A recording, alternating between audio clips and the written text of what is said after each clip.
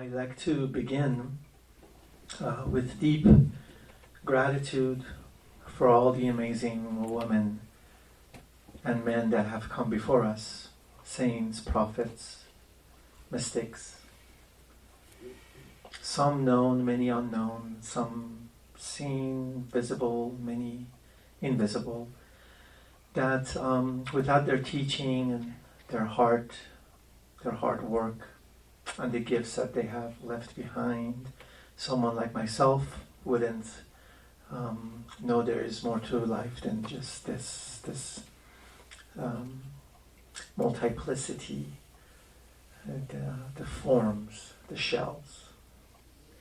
I want to thank Jenny for inviting me again to your beautiful community, and it's so good to be here. Like singing these songs, as I was singing them, each one you could have like an entire lecture and experiential on. They're so good. Last time when I was here, I said a little bit about Bismillah ar-Rahman ar-Rahim, where that's the ultimate intention for the Muslims around the world, that they start everything with saying, in the name of the One who is full of compassion and mercy. And I'm not going to repeat what I've already said, but I want to point out that the essence of this sacred word is, it's not pointing to some anthropomorphic God out there. In the name of the One, which in this case is Allah, it's just one of the nameless names of the nameless One. Which, you have Allah there in yellow. That which is compassion and mercy. So compassion is not someone out there being compassion. Is this life, this existence, is nothing but compassion. You throw a seed on the fertile ground, a little water and a little sun, it grows. And it fulfills its fate. So in that level, we are swimming in compassion.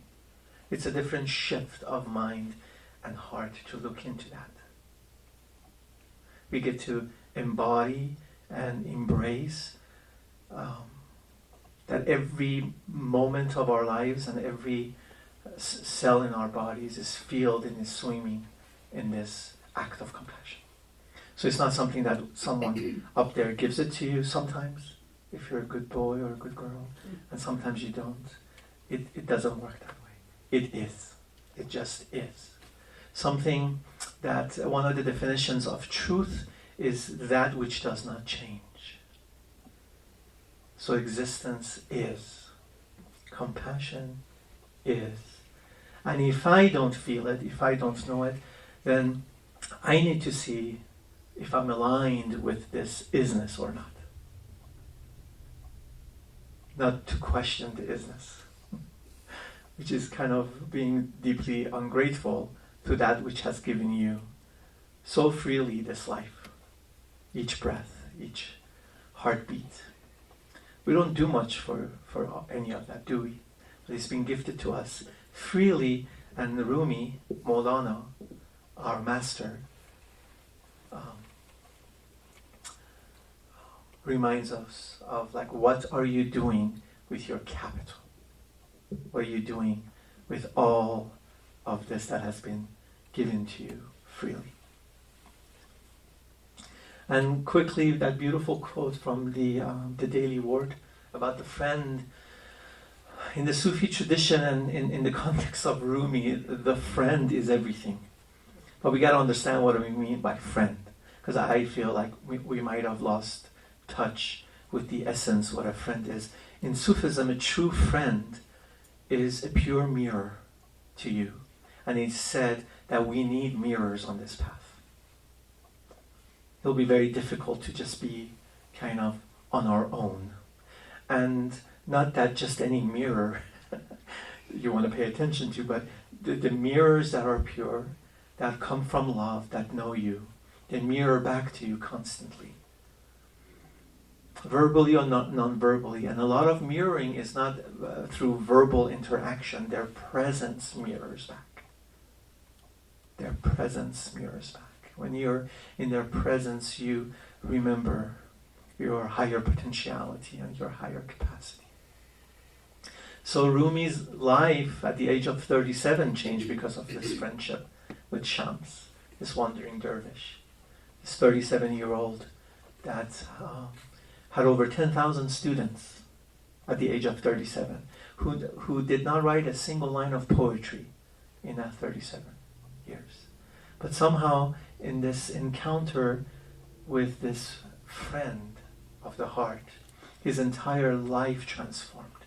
And here we are in Taos, New Mexico, about 800 years later, talking about him. You know? So then a true seeker goes, what did he do? What is it that he achieved, he gained, that I too can? The true seeker would become more curious about what did he do? How did he do it? As opposed to just being content with what he's left us with, which is sacred verses, which are the map road of the heart, full of instructions for the seekers of the heart. It's not poetry for us to exchange with one another. It's like deep teachings. So one of those deep teachings, one of those deep themes that we talk about a lot in the school, the Rumi school, which we dedicate an entire week to, is inner meaning. Inner meaning. Form versus inner meaning. So what does this mean? So Rumi comes from the Islamic tradition, and he studied and he loved the Prophet deeply. And the Prophet always would say a prayer that, oh God, please show us things as they are. And for someone like Rumi, was like, well, if the Prophet, with so much illumination himself and so much wisdom, continues this prayer, what about me?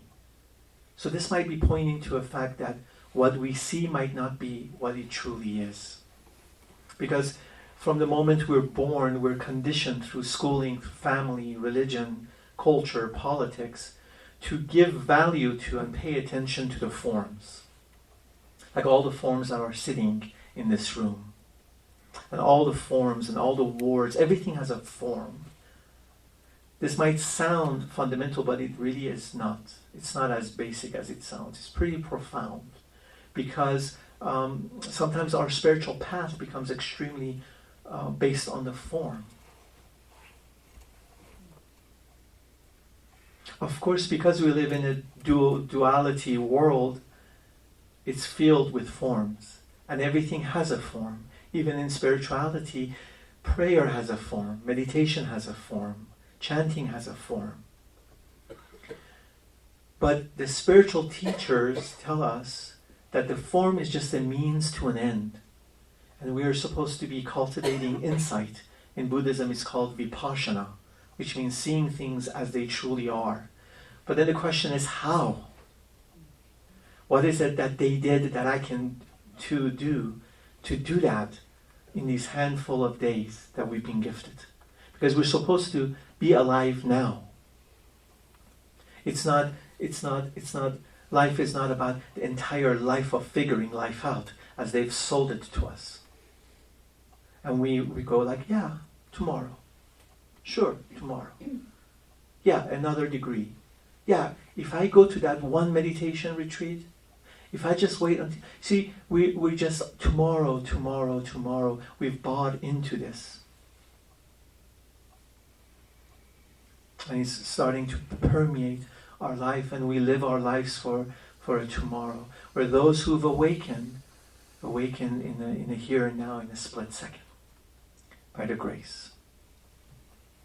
So to put this into a little shape, to make meaning here, I like to use the example of a prism.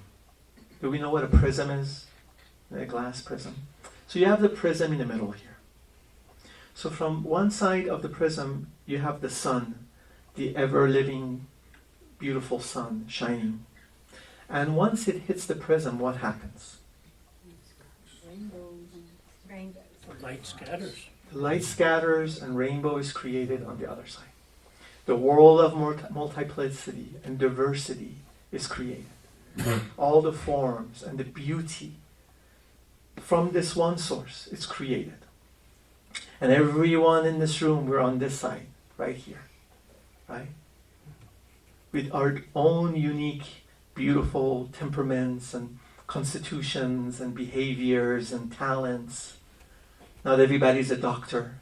Not everybody's a nurse. Everybody is trying to find their own unique calling and purpose. While at the same time, the essence of us all is the same. Right? Mm-hmm. The intellect gets it, right?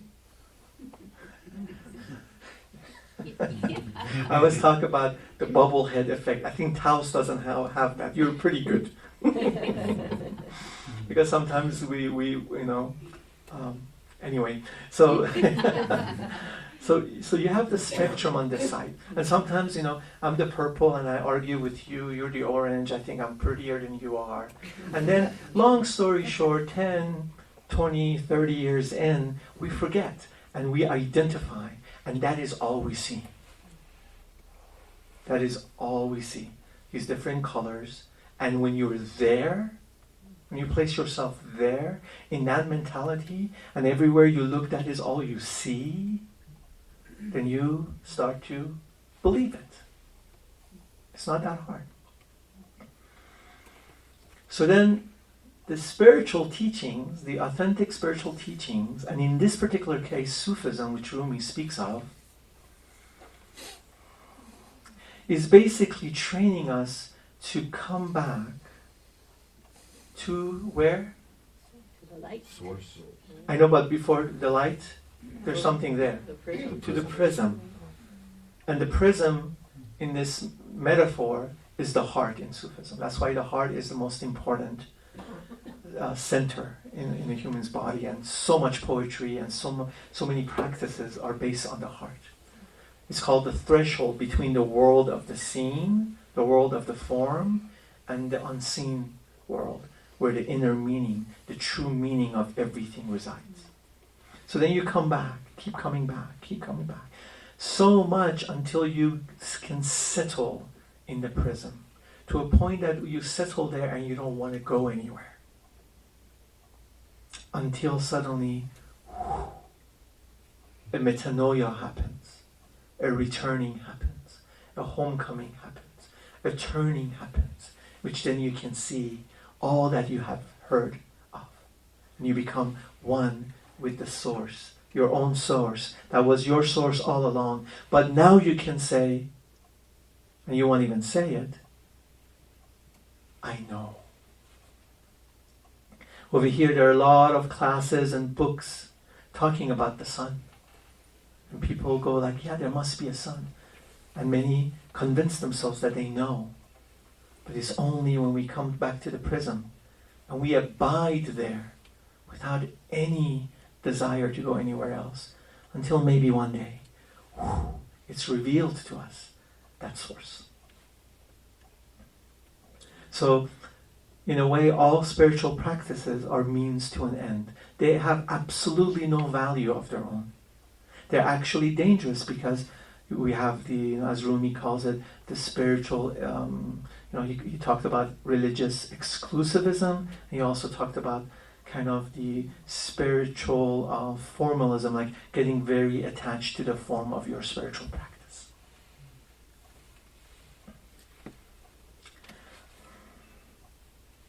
Rumi says, I'll read it in the original followed by translations. He says, Surat zahir fana gardad, bedan. عالم معنی بماند جاودان. چند بازی عشق با نقش سبو، بگذر از نقش سبو، رو آب جو. صورتش دیدی ز معنی غافلی، از صدف دری گزین گر عاقلی. Know that the outer form passes away, but the world of inner meaning remains forever. How long do you plan to love the shape of the jug? Leave aside the jug's shape. Instead, go seek water. You have seen its outer form, but you are unaware of its inner meaning. Pick out from the shell a pearl, if you are wise. So here he's inviting us that the world of the form, because it's been given birth to, also dies. That which is born dies. And it abides by the law, the same laws of what we call the laws of impermanence. Changes. It comes and goes. So it doesn't have permanency. Right? So he says this world of the outer world passes away and comes and goes, but the essence, the inner meaning of the forms of the world is always there. And then he says, how long are you going to make love with the shape of the jug? How long are you going to be preoccupied, attached to, and take the jug for water? Instead, let go of that. Seek water, because that is the purpose of the jug. A jug without a water in it is useless. We can't even call it a jug. It's just a thing. And then finally, he says, when you only see the outer form, it doesn't guarantee that you know what it truly is. So if you really think you're wise, pick out the pearl from the shell. See the truth in things and not get stuck on the form. And we can see that, especially in the times that we live, which is the same as every time that anyone's ever lived. We tend to think it's special. And I know it's unique, but when we tend so much to thinking we're very unique and our world has never been this bad, it doesn't allow us to see it in a bigger perspective, to see the theme that is constantly there so we can somehow debunk the issue together. So we can see that how much of our politics, how much of the economy, how much of the society, how much of the family issues, how much of interpersonal issues, how much of religious issues, how much of racism, when we look at all of that, we can see that it's a bunch of people like us who, as Rumi would refer to, form worshippers, coming together, trying to do something magical in this life. And they won't be able to until they will be able to penetrate into seeing the essence of things and not take forms for the essence and not mistake them or mistake them. And so we can see, sadly, that our children are not being raised with seeing the world with those inner eyes. Because the eyes that are being spoken of are not the two little balls in our skull. This has no power of its own. Talking about the eye of the heart. The eye of the heart that senses and sees and feels. And we know everyone in this room has felt it. And yet, good luck explaining it. Right? And you know, sitting in this room, you're not waiting for the next scientific paper to come validate what you already know deep inside. Let those who wait for those papers, wait for those papers. And when they receive the papers, nothing changes, does it? Nothing of their life changes. So it's kind of abiding by the unseen in our own world. An invitation to starting in our own world, paying more attention to the unseen, the invisible, that which we feel its presence, even in this form of the body as we're sitting here. If we really quiet the mind and the noises and abide in the stillness and silence, we can feel so vividly our presence that is in and outside of this body.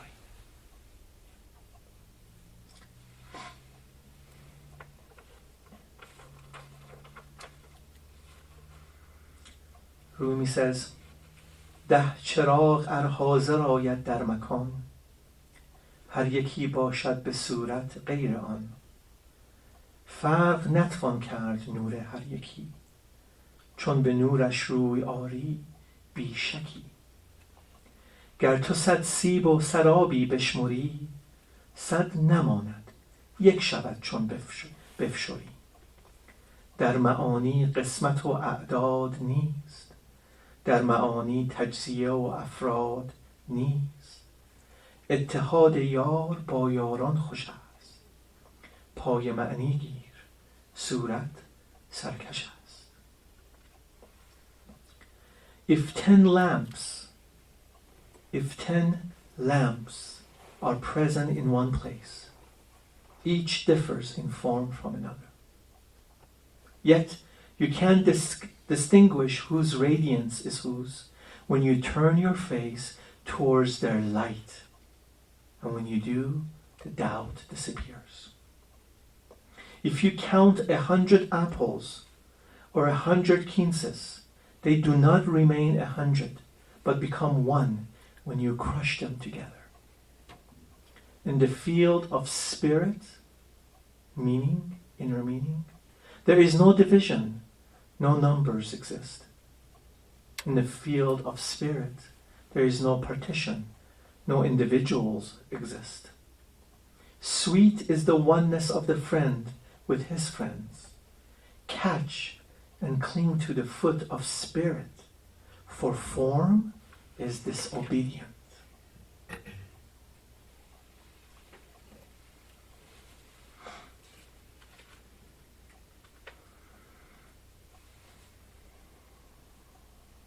So we hear a lot, and we sense too this sense of unity and oneness through life.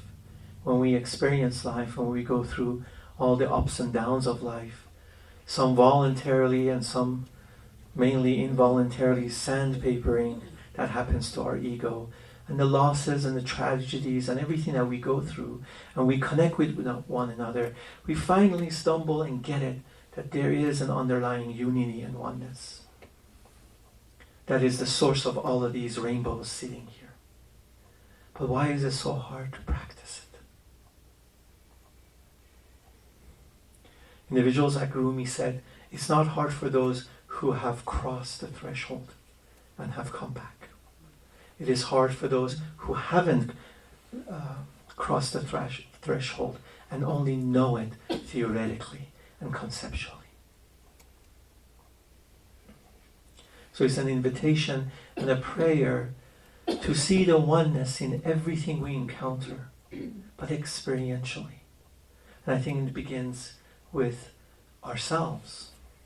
When we sit, to not take the form of our thoughts for what they truly are, the memories for what they truly are. To be able that in here, right in here, in our own heart, sitting with ourselves in prayer, chanting, contemplation, reading, meditation, whatever it is, which is in that stillness, because that's the only way we can get to it, in that stillness. When we detach from all that gets our attention and pay more attention to the essence behind it, then accordingly we can do the same outside.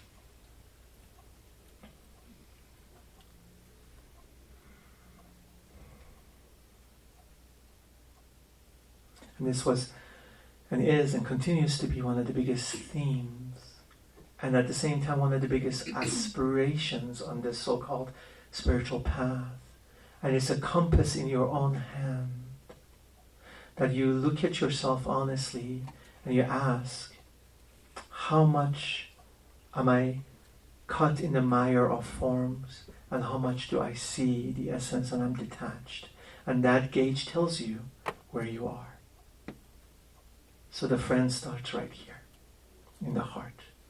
And they have given us all the tools if we just sit and be very honest.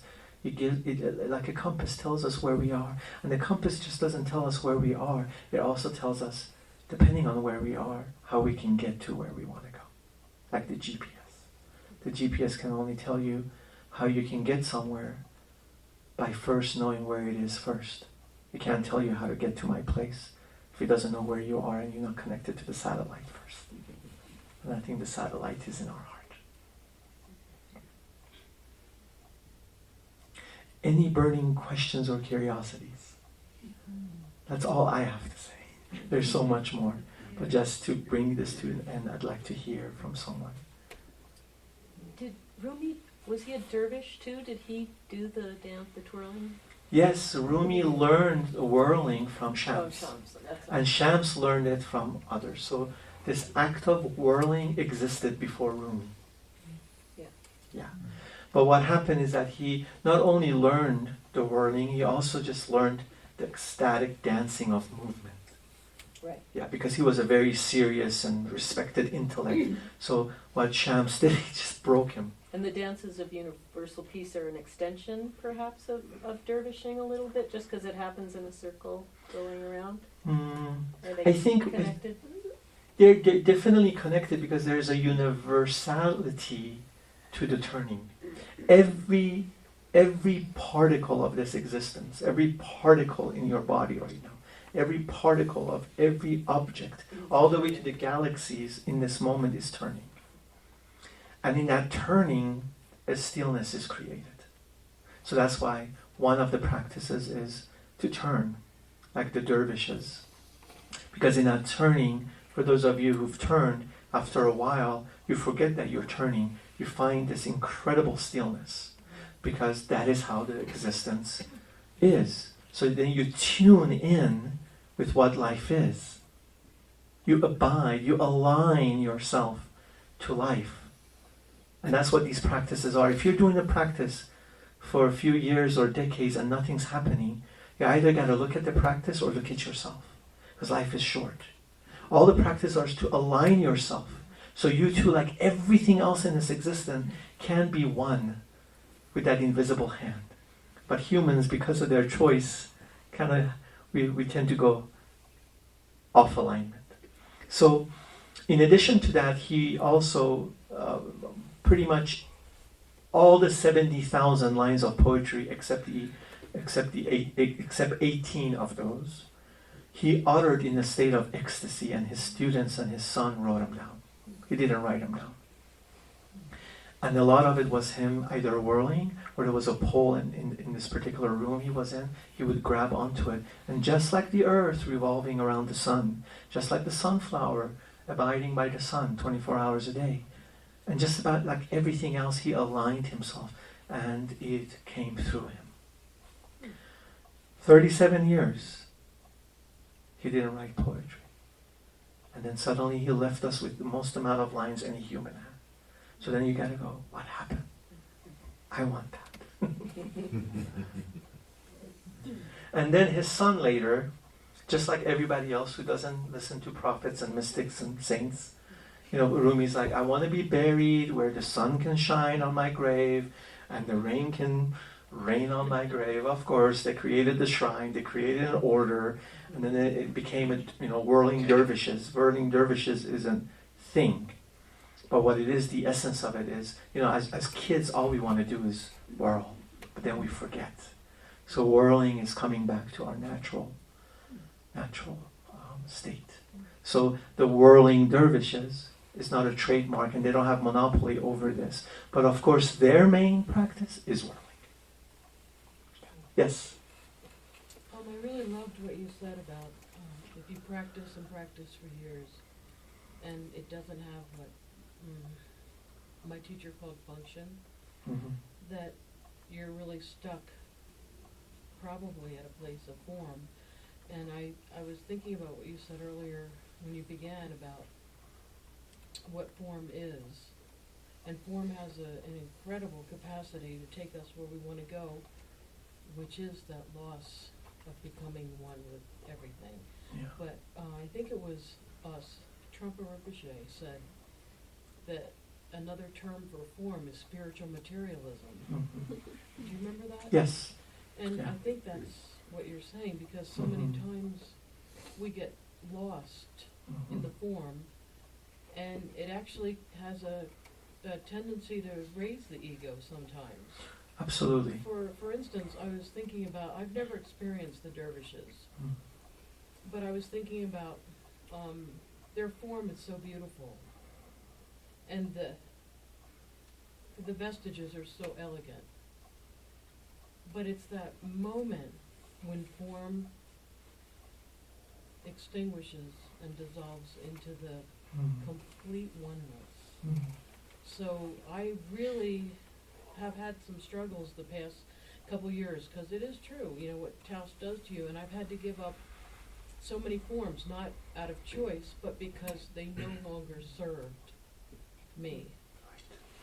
And there was a freedom that came with letting go of the forms, and a kind of sadness, Mhm. because they were so meaningful. But the truth was that the truth came from Right. letting go of all of that spiritual materialism, Mhm. and just letting oneself be humbled enough to, you know, be available to find that oneness. Beautiful. Beautifully said. I mean, that's exactly what's being said here. And that letting go, every time you let go, you get, I mean, this whole thing he's explaining the essence of Islam. And the essence of Islam is the form of the drop annihilating in the ocean, becoming one with the ocean. That's the biggest teaching of Islam, and everything in it, which the Sufis discovered, is about the form. Because as long as you're the drop, you know, you get used to the drop, you really believe in the boundary of the drop. And then they named this drop Poria, they named the other one Joe. And then we begin to learn all of this. But it's an invitation to become one with the ocean. And a good teacher would be one that would constantly make sure you're not getting attached to form. Where in that context, Trungpa Rinpoche called it spiritual materialism in the spiritual world, that you can, you know, you can become very attached to it and forget the goal. And that's why Ram Dass says in one of his books too that when you are really in touch with the heart and you're growing truly, and you have a real good guide too, or a friend to mirror back, after a while your practice, your form changes. You know, it's supposed to be doing this one thing for the rest of your life. So especially when it changes from inside. From the inside goes, okay, let's shed this. You hit the plateau, or this has done for you what it needed to do. What I see when I sit with people, students, clients, friends, living in Boulder, Colorado, which is like the Wall Street of spiritual infrastructure, billions of dollars. What I see is so many people who are supposed to be in high school retaking kindergarten again. No one's there to reflect back that you've really actually grown out of this. No one is saying like your practice is becoming redundant. No one, because they're afraid if people know, they can't sell those things anymore. Because it's not about freedom. It's about capitalism and making money. And then if I believe that, knowingly or not unknowingly, and you do, and everybody else does, and we become friends, and then we create that world and bubble, and we don't even know, and no one's there to tell us, like, hold on a second, look what you've created. Where is that fire of longing inside of you? Where is that longing to become one with the ocean anymore? Does it need any of this? And then, even when someone comes, they'll behead him or her in town square. How dare you? It's my truth. Everybody's got a truth in a post-truth world.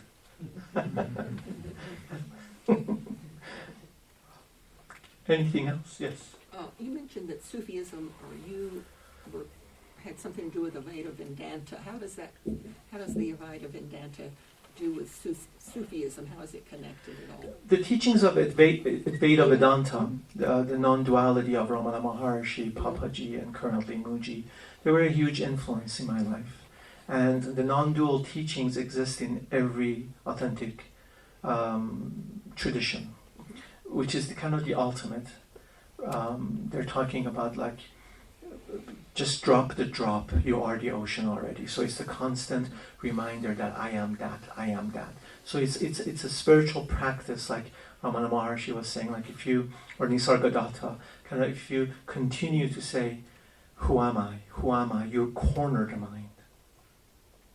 Of course, it's not an intellectual thing as many people think. It's a different practice when it's taught by an authentic teacher. And then when the mind is no longer there, boom, what is reveals itself. So the essence of non-duality in Advaita Vedanta, because there's this incredible interconnectedness in all the spiritualities on our religion. And I've been grateful since the age of 14 because of the teachings of Sufism and the blessing and the grace of my teacher and teachers to kind of see that early on and not be kind of detoured by the forms. I never cared about the forms. I was just looking to see what's behind. So for me, these practices, the practices, like when I sat my first Vipassana 10-day meditation with Goenka's teaching at the age of 17, I thought I was in my Sufi school, experientially. But on the surface, they're called different things. This one's called Anapana, this one's called Dham. They have different terminologies from different time in the world, different geographical, and then people get stuck on that. But experientially, when we experience them, for those who experience, they see there's an interconnectedness. So Advaita Vedanta, in addition to Sufism, I learned a lot and is actually part of the essence of what Rumi. And Rumi, in the second level of the school, we have an entire week on Rumi's teachings and Advaita Vedanta, like how one they are. They point to the same thing. And lastly, to go from form to inner form is to move from duality into non-duality. Thank you. Yeah, of course. Sorry. No worries, mate. Thank you, Puriya. Thank you. I'm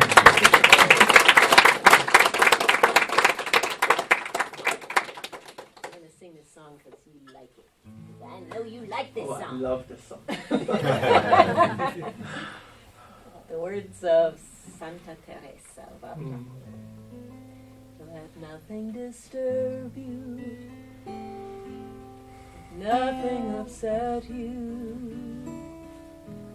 Everything passes, God alone is unchanging. Nada te turbe, nada te espante. Todo se pasa, Dios no se muda. Nada te turbe, nada te espante. Todo se pasa, Dios no se muda. Nada te turbe, nada te espante. Todo se pasa, Dios no se muda.